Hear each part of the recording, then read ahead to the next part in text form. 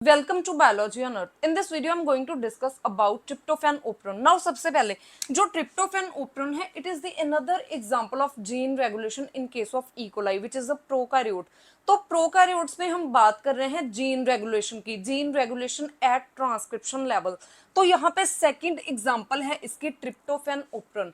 Now सबसे पहले जो ट्रिप्टोफैन ओपेरॉन है, it is repressible operon. Repressible operon का मतलब है कि सबसे पहले इसको कंट्रोल करते हैं regulatory elements which are called the repressors. और जब यहाँ पे रिप्रेसर प्रेजेंट होगा तो ये ओपेरॉन को रिप्रेस करेगा मींस ट्रांसक्रिप्शन को इनएक्टिवेट करेगा। मींस यहाँ पे जब रिप्रेसर प्रेजेंट होगा तो जो ओपेरॉन है ये ऑफ फॉर्म में रहेगा। सो यहाँ पे रिप्रेशन हो रही है regulatory element which is repressor, तो रिप्रेसर की वजह से रिप्रेशन हो रही है। So that's why it is a repressible operon. Secondly जो ट्रिप्टोफैन ओपेरॉन है, जब यहाँ पे इफेक्टर मॉलिक्यूल प्रेजेंट होगा। इफेक्टर मॉलिक्यूल क्या है?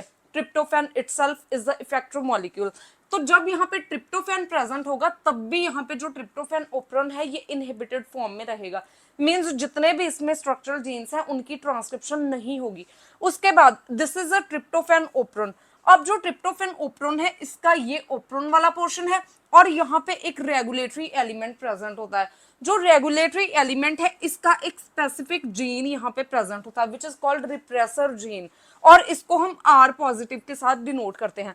नाउ ये जो रिप्रेसर फॉर्मिंग जीन और रिप्रेसर जीन है, सबसे पहले इससे एक एमआरएनए की फॉर्मेशन होती है और जो एमआरएनए है ये आफ्टर ट्रांसलेशन ये यहाँ पे एपो रिप्रेसर में कन्वर्ट होता है। नाउ यहाँ पे एपो रिप्रेसर टर्म क्यों यूज की गई? मींस प्रिमिटिव रिप्रेसर, जो कि प्रिमिटिव स्टेज पे है लेकिन अभी इसमें इतनी एक्टिविटी इसने गेन नहीं की कि ये यहाँ पे रिप्रेशन कॉज कर सके, तो इसलिए ये इनएक्टिव फॉर्म में है। Now this is promoter. जो प्रमोटर रीजन है इसके अंदर यहाँ पे ऑपरेटर सीक्वेंस प्रेजेंट होता है और ये जो ऑपरेटर है, ऑपरेटर के साथ यहाँ पे रिप्रेसर बाइंड करता है और ट्रांसक्रिप्शन को रिप्रेस करता है, या फिर आप बोल सकते हो ओपेरॉन को रिप्रेस करता है, ट्रांसक्रिप्शन को रोकता है यहाँ पे।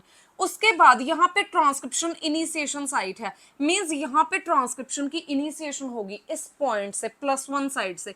लेकिन यहाँ पे एक डिफरेंस है इस ओपेरॉन में, यहाँ पे इतना यहाँ पे लैडर सीक्वेंस प्रेजेंट है। ये जो लैडर सीक्वेंस है इसमें एक और अनदर रेगुलेटरी एलिमेंट प्रेजेंट है जिसे हम बोलते हैं एटेन्यूएटेड सीक्वेंस। नाउ ये जो एटेन्यूएटेड सीक्वेंस है ये भी ट्रिप्टोफैन ओपेरॉन को रेगुलेट करता है, मींस इसको कंट्रोल करता है। उसके बाद यहाँ पे इसके आगे 1, 2, 3, 4 and 5 these are called the structural genes of tryptophan operon. यहाँ पे ई जीन प्रेजेंट है, D gene, C gene, B gene and A gene. ये जो डिफरेंट जीन्स हैं सबसे पहले इनसे एमआरएनए की फॉर्मेशन होगी जब यहाँ पे ट्रांसक्रिप्शन होगी, और आफ्टर ट्रांसक्रिप्शन ये प्रोटीन्स की फॉर्मेशन करेंगे। तो यहाँ पे सबसे पहले प्रोटीन ई बनेगा, protein D, protein C, protein B and protein A की फॉर्मेशन होगी। नाउ यहाँ पे सबसे पहले ये जो स्ट्रक्चरल जीन है इसमें हर एक जो स्ट्रक्चरल जीन है इसमें अपना एक इनिशिएशन कोडोन होगा और अपना ही एक स्टॉप कोडोन होगा। तो जितने भी स्ट्रक्चरल जीन्स हैं सभी में initiation codon and stop codon जो है ये अलग से प्रेजेंट होता है। उसके बाद जब यहाँ पे प्रोटीन्स की फॉर्मेशन होती है तो 5 प्रोटीन्स यहाँ पे बनते हैं, और ये जो पांचों प्रोटीन्स हैं ये 3 तरह के इंजाइम्स की फॉर्मेशन करते हैं। और जब यहाँ पे 3 तरह के इंजाइम्स की फॉर्मेशन होती है तो ये जो तीनों तरह के इंजाइम है ये यहाँ पे क्वारिस्मेट और क्वारिस्मिक एसिड को ट्रिप्टोफैन अमीनो एसिड में कन्वर्ट करते हैं।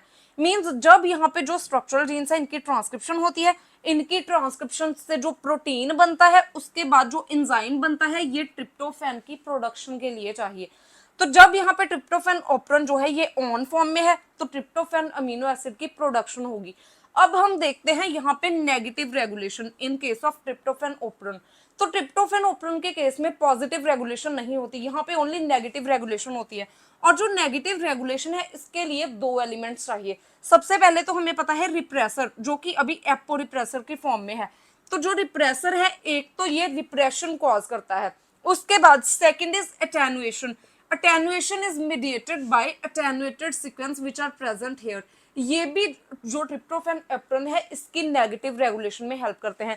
मींस यहाँ पे जो हाफ जो रेगुलेशन है, जो 50% ऑफ रेगुलेशन है ये रिप्रेशन की वजह से होती है और रिप्रेशन के लिए रिप्रेसर चाहिए, और जो बाकी की 50% कंट्रोल है या फिर आप बोल सकते हो रेगुलेशन है ओपेरॉन का, ये अटेन्युएशन की वजह से होती है which is mediated by the attenuated sequences. Now सबसे पहले यहाँ पे जो सबसे पहले जब यहाँ पे ट्रिप्टोफैन प्रेजेंट होगा तो ये को रिप्रेसर का काम करेगा। जब यहाँ पे रिप्रेसिंग जीन से एक रिप्रेसर बन रहा है तो ये इनएक्टिव फॉर्म में है तो हम इसे एपोरिप्रेसर बोलते हैं। लेकिन जब यहाँ पे मीडियम में ट्रिप्टोफैन प्रेजेंट है तो ये को रिप्रेसर का काम करेगा। को रिप्रेसर क्यों? ये यहाँ पे एपोरिप्रेसर के साथ जाके बाइंड करेगा और जो एपोरिप्रेसर है ये एक्टिवेटेड फॉर्म में आ जाएगा, मींस इससे एक होलो रिप्रेसर की फॉर्मेशन होगी। तो ट्रिप्टोफैन प्रेजेंट है तो ये एपोरिप्रेसर के साथ बाइंड करेगा और होलो रिप्रेसर की फॉर्मेशन होगी।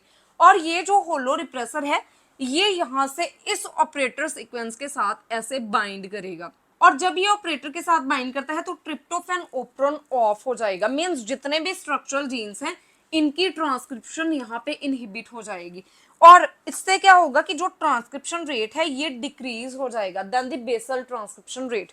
मींस नॉर्मली जो ट्रांसक्रिप्शन रेट है इससे ट्रांसक्रिप्शन डिक्रीज हो जाएगी या फिर बिल्कुल नेग्लिजिबल हो जाएगी। तो दिस इज द एग्जांपल जब यहाँ पे ट्रिप्टोफैन प्रेजेंट है तो ट्रिप्टोफैन की प्रेजेंस में यहाँ पे जो ओप्रोन है ये ऑफ फॉर्म में जा रहा है। सो इसे हम बोलते हैं नेगेटिव रेगुलेशन। मींस जब यहाँ पे ट्रिप्टोफैन जो कि इफेक्टर है जब ये प्रेजेंट है तो जो रिप्रेशन होगी यहाँ पे ट्रिप्टोफैन ओप्रोन की मींस ये ऑफ फॉर्म में रहेगा। सेकंड केस जब यहाँ पे जो ट्रिप्टोफैन है ये प्रेजेंट नहीं होगा तो जब यहाँ पे ट्रिप्टोफैन एब्सेंट होगा तो इस केस में क्या होता है कि जो रिप्रेसर जीन्स है ये रिप्रेसर की फॉर्मेशन कर रहे हैं विच इज कॉल्ड एपोरिप्रेसर। लेकिन क्योंकि यहाँ पे जो ट्रिप्टोफैन है ये प्रेजेंट नहीं है तो जो को रिप्रेसर है ये बाइंड नहीं करेगा तो जो एपोरिप्रेसर है ये इनएक्टिवेटेड फॉर्म में ही रहेगा, ये ऑपरेटर के साथ बाइंड नहीं कर पाएगा। तो यहाँ पे जो ट्रिप्टोफैन ओप्रोन है ये ऑन फॉर्म में रहेगा, मींस सभी जो स्ट्रक्चरल जीन्स है इनकी ट्रांसक्रिप्शन होगी यहाँ पे और ट्रिप्टोफैन की फॉर्मेशन होगी। So in the presence of tryptophan जो ट्रिप्टोफैन ओप्रोन है ये ऑफ रहेगा और in the absence of tryptophan जो ट्रिप्टोफैन ओप्रोन है ये ऑन फॉर्म में रहेगा। नाउ जो ट्रिप्टोफैन ओप्रोन है इसमें सेकंड रेगुलेशन इज अटेनुएशन। तो जो अटेनुएशन है ये भी ट्रिप्टोफैन ओप्रोन को रेगुलेट करता है। सबसे पहले यहाँ पे जो ट्रांसक्रिप्शनल अटेनुएशन होती है और दो तरह की ट्रांसक्रिप्शनल अटेनुएशन है। First is called translation mediated और ribosomal mediated transcriptional attenuation. Second is called RNA binding protein mediated transcriptional attenuation. Now सबसे पहले हम डिस्कस करेंगे अबाउट द ट्रांसलेशन और राइबोसोमल मीडिएटेड ट्रांसक्रिप्शन अटेनुएशन। तो इसमें क्या होता है कि अगर हम बैक्टीरिया में एग्जांपल लें तो बैक्टीरिया में जब यहाँ पे ट्रांसक्रिप्शन होती है इसके साथ ही ट्रांसलेशन भी होती है। तो यहाँ पे दोनों transcription and translation they occur simultaneously. तो सबसे पहले ये एक लैडर सीक्वेंस है और यहाँ पे ट्रिप्टोफैन एब्सेंट है, मींस मीडिया में ट्रिप्टोफैन प्रेजेंट नहीं है। तो ये एक लैडर सीक्वेंस है। सबसे पहले जो लैडर सीक्वेंस है ये ट्रांसक्राइब होता है इनटू लैडर एमआरएनए और इसके बीच में जितने भी अटेनुएटेड सीक्वेंस है इनकी भी ट्रांसक्रिप्शन होती है। उसके बाद यहाँ पे लैडर पेप्टाइड की सिंथेसिस स्टार्ट होती है।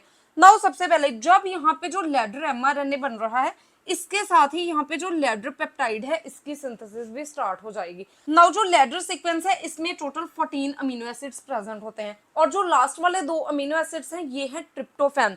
तो अब यहाँ पे ट्रिप्टोफैन तो प्रेजेंट नहीं है मीडिया में तो जब राइबोसोम जो है ये इस साइड बाइंड करेंगे और लैडर पेप्टाइड की सिंथेसिस स्टार्ट कर देंगे तो पहले जो 12 अमीनो एसिड हैं ये तो इनकॉर्पोरेट हो जाएंगे। लेकिन क्योंकि लास्ट वाले 2 अमीनो एसिड कौन से हैं? ट्रिप्टोफैन। तो ट्रिप्टोफैन यहाँ पे मीडिया में एब्सेंट है इसलिए यहाँ पे जो राइबोसोम है ये इसी पोजीशन पे स्टॉप हो जाएगा, मींस अटेनुएशन सीक्वेंस फर्स्ट से पहले ये रुक जाएगा, इसके आगे ट्रांसलेशन नहीं होगी क्योंकि ट्रिप्टोफैन अवेलेबल नहीं है। तो इससे क्या होता है कि जब यहाँ पे राइबोसोम स्टॉप हो जाएगा तो ये जो अटेनुएशन सीक्वेंसेस प्रेजेंट है 4 अटेनुएशन सीक्वेंसेस इसमें क्या होगा कि जो 2 and 3 अटेनुएशन सीक्वेंस है इनके बीच में कॉम्प्लीमेंट्री बेस पेयरिंग होगी और यहाँ पे स्टेम लूप लाइक स्ट्रक्चर बनेगी बिटवीन 2 and 3 अटेनुएटेड सीक्वेंस। और ये जो stem and loop like structure जो कि 2 and 3 अटेनुएटेड सीक्वेंस के बीच में बन रही है ये एक एंटी टर्मिनेशन सिग्नल का काम करेगी और इससे क्या होगा कि जो ट्रांसक्रिप्शन है इसकी टर्मिनेशन नहीं होगी और ट्रांसक्रिप्शन कॉन्टिन्यूसली होती जाएगी। नाउ यहाँ पे यहाँ तक तो अटेनुएटेड सीक्वेंस प्रेजेंट है, इसके आगे ये स्ट्रक्चरल जीन्स प्रेजेंट है। तो जो स्ट्रक्चरल जीन्स है ये भी ट्रांसक्राइब होंगे और इनसे ट्रिप्टोफैन एक एंजाइम बनेगा जो कि ट्रिप्टोफैन की प्रोडक्शन करेगा। नाउ यहाँ पे क्योंकि ट्रिप्टोफैन एब्सेंट है तो जो स्ट्रक्चरल जीन्स हैं ये ट्रांसक्राइब हो रहे हैं और इसे रेगुलेट यहाँ पे कर रहा है ये राइबोसोम। सो इसलिए इसे बोला जाता है ट्रांसलेशन और राइबोसोमल मीडिएटेड ट्रांसक्रिप्शनल अटेनुएशन। उसके बाद सेकेंडली जब जो मीडिया है इसमें ट्रिप्टोफैन प्रेजेंट है तो यहाँ पे जो लैडर सीक्वेंस है इससे यहाँ पे एक लैडर एमआरएनए बन रहा है, साथ में जो अटेनुएटेड सीक्वेंस है ये भी एमआरएनए में कन्वर्ट हो रहे हैं और साइमल्टेनियसली यहाँ पे जो राइबोसोम्स हैं ये बाइंड करते हैं और जो लैडर एमआरएनए है इसको प्रोटीन में कन्वर्ट करते हैं with the help of translation. तो यहाँ पे ट्रांसलेशन हो रही है, ये एक प्रोटीन की सिंथेसिस हो रही है which is called ladder peptide, जिसमें कि टोटल 14 अमीनो एसिड्स प्रेजेंट है। नाउ लास्ट वाले 2 अमीनो एसिड कौन से हैं? ट्रिप्टोफैन अमीनो एसिड, और यहाँ पे ट्रिप्टोफैन अवेलेबल है तो इसीलिए जो राइबोसोम्स हैं ये पेप्टाइड की फुल सिंथेसिस कर देंगे। मींस यहाँ पे टोटल 14 अमीनो एसिड वाला एक पेप्टाइड बन जाएगा क्योंकि ट्रिप्टोफैन अवेलेबल है। तो इससे क्या होता है कि जो राइबोसोम है ये फर्स्ट अटेनुएटेड सीक्वेंस को क्रॉस कर लेंगे और यहाँ पे जो फुल लैडर पेप्टाइड है इसकी सिंथेसिस हो जाएगी। नाउ इससे क्या होता है कि जो 3 एंड 4th ये जो अटेनुएटेड सीक्वेंस है इनके बीच में कॉम्प्लीमेंट्री बेस पेयरिंग होगी और ये एक स्टेम लूप लाइक स्ट्रक्चर बनेगा। और ये जो स्टेम लूप लाइक स्ट्रक्चर जो कि 3 एंड 4th अटेनुएटेड सीक्वेंस के बीच में बन रहा है ये एक टर्मिनेशन सिग्नल को डेवलप करेगा। तो यहाँ पे this is called the termination codon आ जाएगा और जो ट्रांसक्रिप्शन है ये यहीं पे स्टॉप हो जाएगी क्योंकि जो ट्रिप्टोफैन है ये अवेलेबल है तो लैडर जो प्रोटीन है इसकी सिंथेसिस फुली हो रही है तो इसीलिए ये ट्रांसक्रिप्शन को यहीं पे स्टॉप कर देगा और आगे कोई भी जो स्ट्रक्चरल जीन्स है इनकी ट्रांसक्रिप्शन नहीं होगी और जो ट्रिप्टोफैन ऑपरन है ये ऑफ फॉर्म में चला जाएगा। So this is how the translation mediated और ribosomal mediated transcription attenuation occur. Now अगर हम यूकैरियोट्स में बात करें तो यूकैरियोट्स में डीएनए जो है ये न्यूक्लियस के अंदर प्रेजेंट है और डीएनए से जो आरएनए बनता है जितने भी टाइप का आरएनए ये यहाँ पे न्यूक्लियस के अंदर बनता है।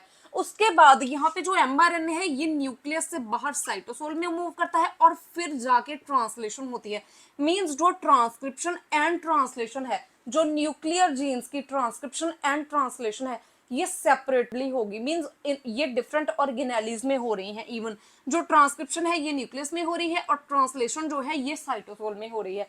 लेकिन बैक्टीरिया के केस में अगर हम देखें तो यहाँ पे जो प्रोकैरियोट है विच इज ई कोलाई जिसकी हम एग्जांपल ले रहे हैं तो इसमें जो ट्रिप्टोफैन ओपरॉन है इसमें यहाँ पे को ट्रांसक्रिप्शनली जो है ट्रांसलेशन भी हो रही है। मींस जब यहाँ पे ट्रांसक्रिप्शन हो रही है जो एक लैडर सीक्वेंस है इसकी जब ट्रांसक्रिप्शन होती है इसके साथ ही यहाँ पे लैडर पेप्टाइड की भी फॉर्मेशन स्टार्ट हो जाती है। सो दिस इज हाउ जो प्रोकैरियोट्स हैं इनमें ट्रांसलेशन और ट्रांसक्रिप्शन दे ऑकर साइमल्टेनियसली, वेयरएज जो यूकैरियोट्स हैं इनकी ट्रांसलेशन एंड ट्रांसक्रिप्शन ये साइमल्टेनियसली नहीं होती। नाउ अब हम लास्ट में डिस्कस करेंगे about the transcription attenuation by RNA binding protein. तो जो आरएनए बाइंडिंग प्रोटीन यहाँ पे है विच इज कॉल्ड ट्रैप, ये एज अ टर्मिनेशन प्रोटीन काम करता है। It is called tryptophan RNA binding attenuation protein. तो ये यहाँ पे बाइंड करता है एक सीक्वेंस के साथ। नाउ सबसे पहले ये लैडर सीक्वेंस है और जो आरएनए पॉलीमरेज है ये इस डायरेक्शन में मूव कर रहा है और यहाँ पे लैडर एमआरएनए की सिंथेसिस हो रही है।